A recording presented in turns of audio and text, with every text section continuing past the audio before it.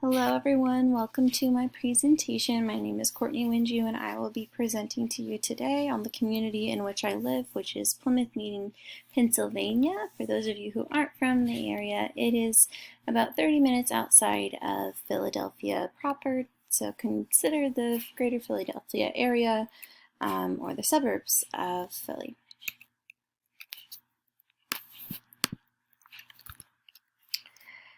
The demographic description of Plymouth Township, I'll break it down in a few slides for you.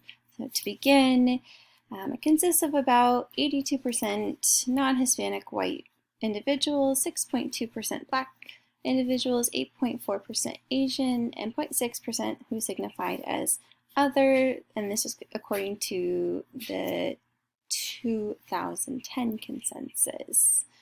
1.4% were identified as two or more races, and 2.2% of the population were of Hispanic or Latino ancestry. I have included here the Plymouth Township homepage link for those of you who wish to access it. And here's just a couple photos of the Plymouth Township Municipal Building and of the Parks and Rec Department, which I will talk about in their relationship with the Greater Plymouth Community Center, in which I work, and so I'm able to give some insight there a little bit later in the slides. I will give a disclaimer here. My presentation is a little bit short on pictures for a couple of reasons, but I did include some videos and links to institutions and organizations and places of gathering here in Plymouth Meeting where you can look further if you desire. Plymouth Meeting is unique in that it is an industrial and residential area. And there's not a ton of sights to see, but there's plenty of access to goods and services in the area, that's for sure. Moving on. Okay, so this was pulled from the United States Consensus Bureau, according to the 2020 estimate. So in Plymouth Township, the median income for each household is $101,843. The employment rate is at 65%. The total employer establishments are around 800. Nearly 51% of the Plymouth Township population has a bachelor's degree or higher. There are only about 3% of people who do not have health care coverage, and the total amount of households are about 6,000. And the total population is around just under 10,000 people within the township itself. So moving on to some more demographic information. Yes, another graphic here on income and earnings, and this below number, the 63,000, is a comparison number to the median household income in the state of Pennsylvania. So that gives you a little bit more of a thorough breakdown here. A couple more interesting demographic information and statistics that I gathered from also the U.S. Consensus Bureau. In Plymouth Township, as there are 3,081 women at the age of 15 to 50 years of age, excuse me. There are 22% of the population are children or considered under 18 years of age. And as for marital history, 25% of the Plymouth Township population has never been married. Poverty level is under 4% in Plymouth Township. Another graphic for you here.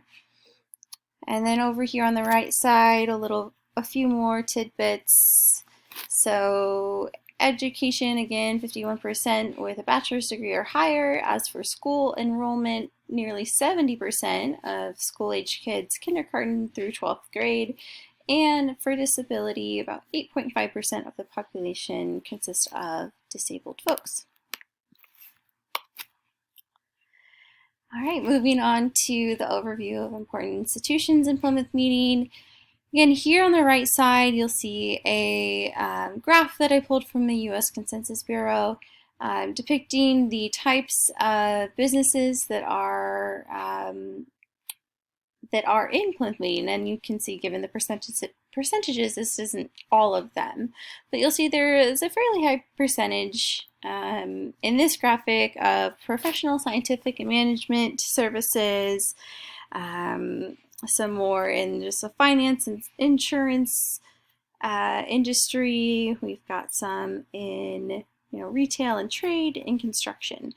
There are a lot of business executive campuses here in Plymouth Meeting, meaning there are high rises or there's a lot of commercial office space.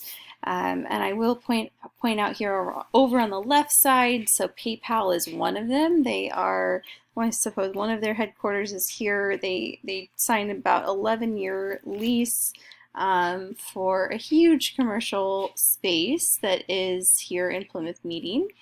Going up to the top here, the Plymouth Meeting Mall, I would say most folks who are from the area or know the area know of the Plymouth Meeting Mall. It's nothing in comparison to the King of Prussia Mall, which is nearby, but it does have Whole Foods, it has a cinema, it has a Bosco's, it has several restaurants, several stores, and it's a nice gathering area for the community. There's also like a little mini carousel inside and a little children's play area, which is nice for the children. Moving on to the Greater Plymouth Community Center, which I mentioned earlier, I actually do teach a weekly yoga class at GPCC, known as its acronym. So I'm able to see the ways in which the community gathers there, which is quite nice. They offer, it's basically like a YMCA. It is funded by Plymouth Township tax dollars. So they have a big lap pool. They also have an indoor kid pool. They have basketball courts, volleyball courts, organized rec leagues. They have a gym area, and then they offer group fitness classes such as yoga, cycling, aerobics, and classes for senior citizens as well through the Silver Sneakers program. So there's a link if you wish to learn more about GPCC. I also wanted to highlight a local farm, as there are local farms in the area, given that in this area, yes, I said it is quite industrial. There is quite a lot of access to Metroplex shopping centers, and there's also small local farms, and both with livestock and also just with plants and flowers. So Maple Acres Farms is one here in Plymouth Meeting where you can go you pick flowers and you can go buy local produce from them. Family owned, operated, really, really nice. They do also do events around the holidays such as pumpkin patch picking and give or take sleigh rides, and I guess that's what we'll call them. The Plymouth White Marsh High School is also here. It's known as a good high school. Again, I didn't grow up in the area, so I don't know too much about it, but that is noteworthy. And then as for churches, there's several different churches representing varying denominations here in Plymouth Meeting, also in which I do not know a lot about, but the Plymouth Meeting Church came up quite a bit in my research here, so I wanted to link it. I believe it is an evangelical church. And then the Lulu Shriners, a local philanthropic organization that does a lot for the community. It hosts a lot of events, especially for children.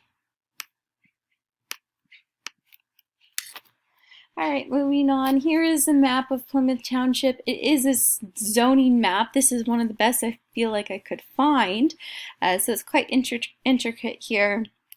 Plymouth Meeting or Plymouth Township lies on the outskirts or touches the other towns such as Conshohocken, Norristown, and even stretches close to Bluebell as well. Okay, so wrapping it up here, I know I'm just about at the 10-minute mark. I do believe that Plymouth Meeting is considered a good community according to the Seeking the Good Community article written by Ohio State, for a few reasons, and I wanted to point out the 9 noteworthy indicators or yeah, key reasons of what makes a good community. So one being safety. Do we have a clean water supply, clean air to breathe, low crime rates, and also access to adequate personnel such as police or fire stations? Yes, we certainly do here in Plymouth Meeting. Moving down to goods and services, are they readily available? As I mentioned, yes, we have a lot of shopping centers, metroplexes. There are a lot of grocery stores. Yeah, quite accessible and easy for people to reach.